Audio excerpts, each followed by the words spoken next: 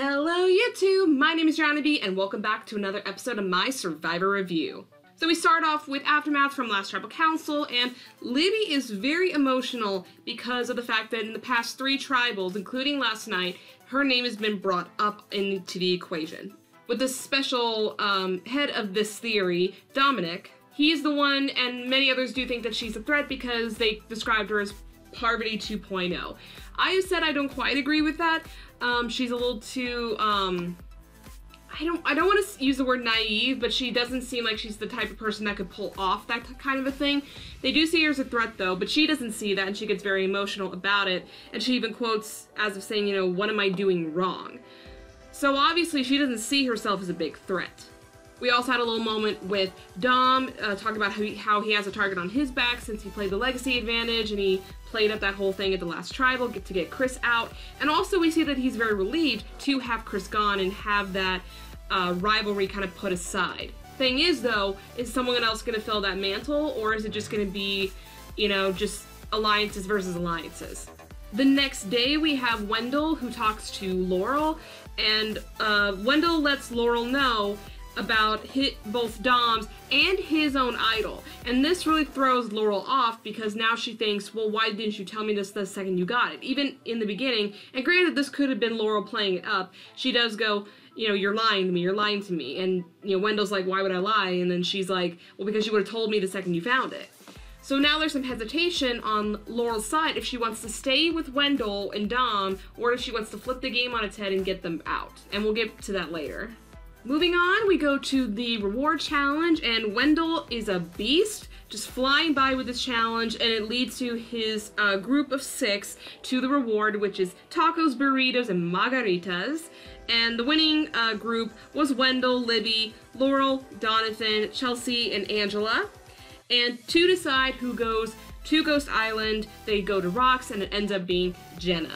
I do find it interesting how almost every other person who had been on Ghost Island got a lot lengthier time to, you know, to get to know them a little bit more and stuff like that, even if they didn't play the game a chance. So I find it interesting that she literally gets like less than 5 minutes, or probably even less than 3 minutes worth of screen time while she's on Ghost Island.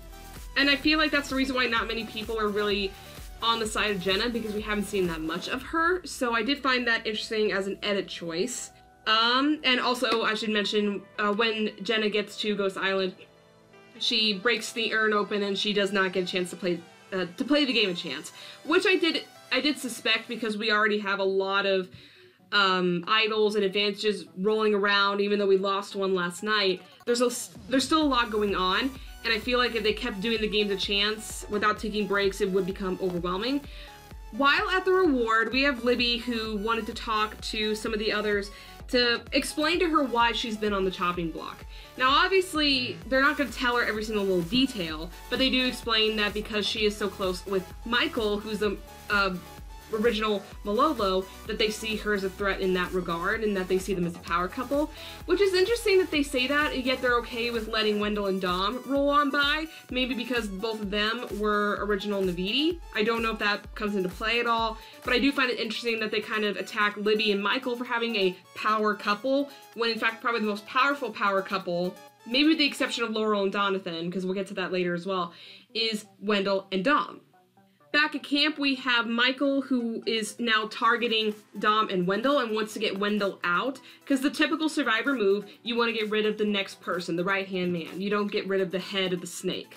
And he ends up telling this to Angela, and he wants to bring Angela in, especially since now, because Chris is gone, now she's kind of free and open. So Michael sees this as this opportunity to get an ally on his side. But then things get very, very interesting with Angela. Angela? I don't know where this person came from, but all of a sudden, she starts stirring the pot, bringing up drama, lying to Chelsea and Kellen about Michael and his plans and da-da-da-da-da. Then she goes to Dom, and Wendell lets them know that, hey, you know, Michael is gunning for you. And this flips everything on his head. The entire camp knows about Michael's plan. And part of me wants to be like, Michael, you probably shouldn't have divulged every single little detail to Angela, because, you know, that way she wouldn't have had to spill that much.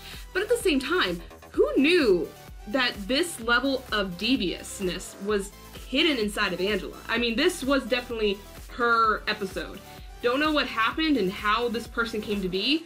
It was impressive, but it is worrisome because now, with her, I feel like she's willing to do anything to get to the end, and that could include some pretty shady things, so we'll have to wait and see on how further that goes. And then speaking of Angela, we get to the immunity challenge where she ends up winning and just showing everyone up, literally taking about that long and about that thick of a sea slug and literally shoving the whole thing down her throat. I mean, I understand that she's from the military and that maybe this is just her military kind of training and mental energy coming into play. I don't know how she could have done that because that thing was freaking ginormous. But she literally put everyone to shame. She ends up winning immunity. And on the chopping block, we've got Michael, Libby, and Wendell. So the first thing I want to say before I get into the talk of who's going to go home. I know it's a Survivor classic, but I really hate the eating challenges. They gross me out. I have given thoughts about doing Survivor myself, and I will be totally fine with, you know, eating fish and eating coconut, that kind of a thing. But when these are like, you know, delicacies of that certain, in this case, Fiji, I just, oh god, like the fish eyes and the sea slugs and I guess the oysters or the clams. I don't think that one is completely terrible, but some of them I'm just like, I would be like Wendell. I would like touch it and be like, I don't even want to pick the thing up. So, it just gives me the heebie-jeebies. Blech. So obviously, everyone and their mother is starting to scramble and trying to figure out who they want to send home tonight. Obviously, Michael is the hot name right now. Everyone wants Michael gone because of Angela and everything she's spilled to everyone. And then there's a conversation with Kellen, Chelsea, and Desiree, and they talk to Laurel and Donathan and be like, look, we need to get Michael out, but just in case he has an idol, let's split the votes. We'll do 5 to Michael and 4 to Libby. And then at some point, Laurel and Donathan talk on their own, and Donathan actually wants to stick with Old Malolo. He actually wants to keep them on their side because that could even up the numbers to make it better for the two of them so they would have options. Laurel, I think, is still a little, like, hesitant because she is still technically in an alliance with Dom and Wendell, but she's a little unsure about if now is a good time to break that off or to stick with that and then break it up as time goes on. But the thing is, in Survivor, you can't just let things slide. You need to make moves because you never know. Someone could take those 3 extra days and really change things up. I mean, look at Angela. She literally flipped the whole game on its head in the span of 1 afternoon. So I feel like they needed to focus on getting big names out who really are the threats. And also at one point, Donathan ends up talking to Libby, and Libby is at this point very unsure of what she wants to do. Because at one point she was told by Navidi that she was safe and that Michael was going home. She felt safe. Then she talks to Donathan, and then Donathan's like, no, they're wanting to split the votes between you and Michael because you two are the power couple. And this throws her completely off. Now, I would feel the same way as Libby because no one wants to be told that, you know, they're the next person to go or if they're in a swing vote.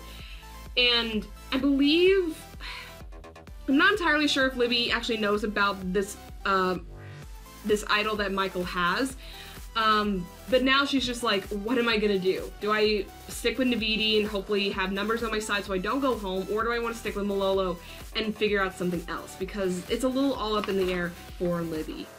And all before we get to Tribal Council, the main question: who is going to play their idol? Is it going to be Michael or is it going to be Wendell? They both, Dom at this point has an idol in his pocket, but he's safe. He's not on the topic of conversation as far as who's going to go home. It's between Wendell and Wendell thinks, you know, actually Michael too, none of them want to use their idols right now because it is pretty early in the merge for them to do this, but they have to make sure that they are prepared for risk and that they're willing to play it if it becomes a point where they need to play this to save their own ass. We go through Tribal Council and everyone is basically talking about big moves, timing, all that sort of a thing, and all the typical things in Survivor that you have to think about. Making the big move. What is that one big move? There's multiple moves you can make in the game of Survivor. What is that one big move that can literally change your game for better? Or at least keep it consistent so you don't have to feel like you're on the bottom. But it's all about timing. You can't get someone out so early and that makes you a threat, and then you are someone who's considered a threat as well because you took out a big threat.